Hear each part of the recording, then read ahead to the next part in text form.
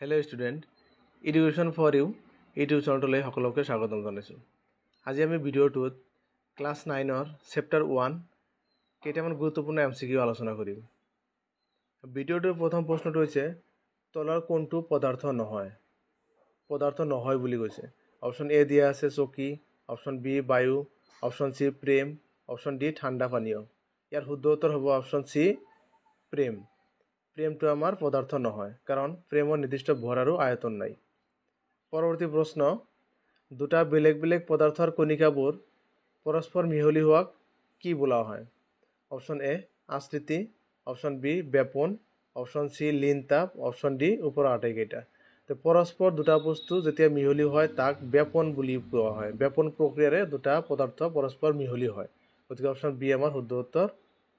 Question number 3, বৰফৰ গলনাংক হ'ল option A 27316 kelvin, option B 273.16 kelvin, option C 373 kelvin, option D 270.16 kelvin. ইয়াৰ শুদ্ধ উত্তৰ হৈছে অপশ্যন বি 273.16 কেলভিন। নেক্সট প্ৰশ্ন, আৰ্দ্ৰতা কম হ'লে বাষ্পীভৱনৰ মান অপশ্যন এ কমে, অপশ্যন বি বাঢ়ে, অপশ্যন চি একে থাকে, অপশ্যন ডি এটাও নহয়। তো আমি জানো আৰ্দ্ৰতা মানে হৈছে বায়ুত থকা জলীয় বাষ্পৰ পৰিমাণ। তো বায়ুত থকা জলীয় বাষ্পৰ পৰিমাণ যদি বেছি হয় তেনেহ'লে বাষ্পীভৱনৰ মান কমে। কিন্তু ইয়াত দিয়া আছে আৰ্দ্ৰতা কম হ'লে, আৰ্দ্ৰতা বা জলীয় বাষ্পৰ পৰিমাণ যেতিয়া আমাৰ কম হ'ব তেতিয়া বাষ্পীভৱনৰ বেগ বাঢ়িব। অপশ্যন বি আমাৰ শুদ্ধ উত্তৰ হ'ব। কুৱেশ্যন 5, চাপৰ একক হৈছে option A kelvin, option B celsius, option C metre, option D pascal. ইয়াৰ শুদ্ধ উত্তৰ হ'ব অপশ্যন ডি পাস্কেল। চাপৰ একক হৈছে পাস্কেল। কুৱেশ্যন নম্বৰ 6, কোনটো পদাৰ্থৰ আন্তঃনৱিক আকৰ্ষণ বল সৰ্বাধিক বুলি কৈছে। অপশ্যন এ দিয়া আছে গেছীয় পদাৰ্থৰ, অপশ্যন বি তৰল পদাৰ্থৰ, অপশ্যন চি গোটা পদাৰ্থৰ, অপশ্যন ডি ওপৰৰ এটাও নহয়। আন্তঃনৱিক আকৰ্ষণ বল আটাইতকৈ কম হৈছে আমাৰ গেছীয় পদাৰ্থৰ, আৰু তাতকৈ বেছি হৈছে তৰল পদাৰ্থৰ, আৰু সকলোতকৈ বেছি হৈছে আমাৰ গোটা পদাৰ্থৰ। গতিকে অপশ্যন চি আমাৰ শুদ্ধ উত্তৰ, গোটা পদাৰ্থৰ।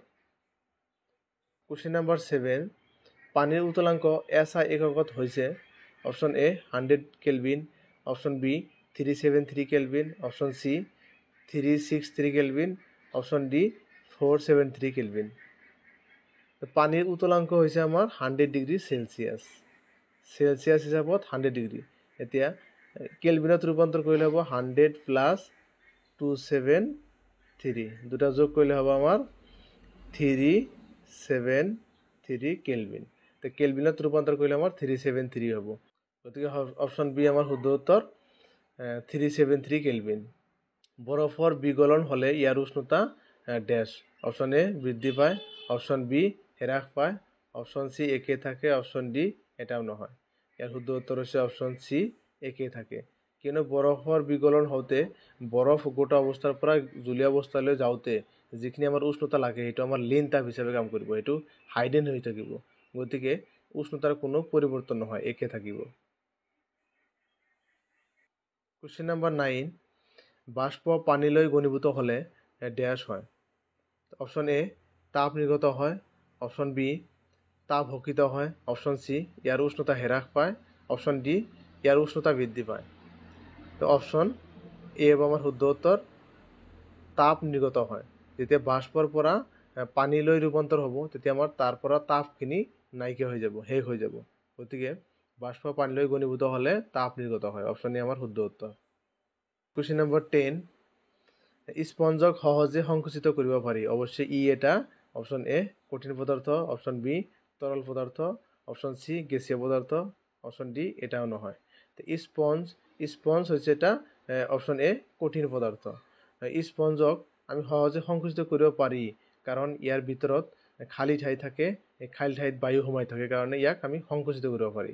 কিন্তু সাধাৰণতে কঠিন পদাৰ্থক অতি সহজে আমি সংকুচিত কৰিব নোৱাৰি।